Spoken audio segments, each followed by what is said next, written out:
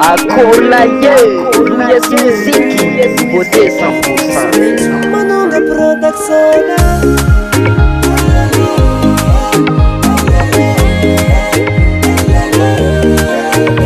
Niti diavno tapno izy tsy nasanteny.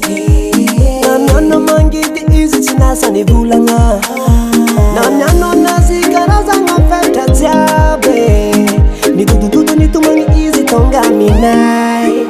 Mama fafahora no maso fazao mbola eto Tambera kwitumanye no tambera kuisento Halaviro na uwaya itia Ano amina yato kupanjaka Ampela tange kwano yutameza kulo Amile kapu kapu kize matilulo Churava nantiga na vyange Epa vosora trapo kutifafanga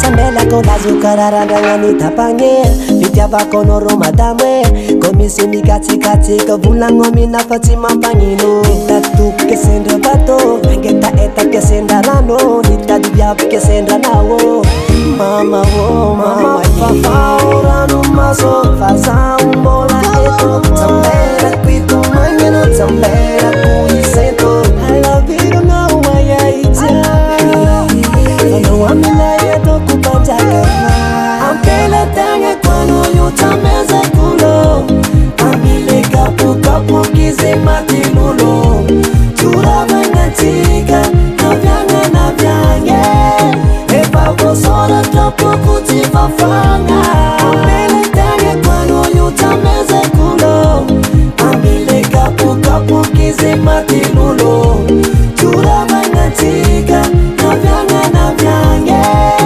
Epa vosora trapo kutifafanga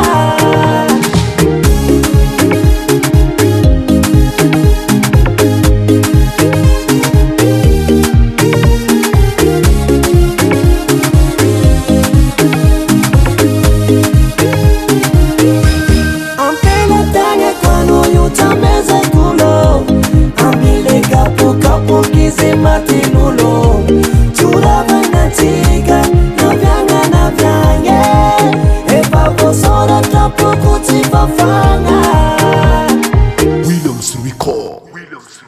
US musique. Mabili wasina sakai Fulani nisikitai Sura asina brikai Mireni kama maivaye Kaya mabili wasina sakai Fulani asina kitai Sura asina brikai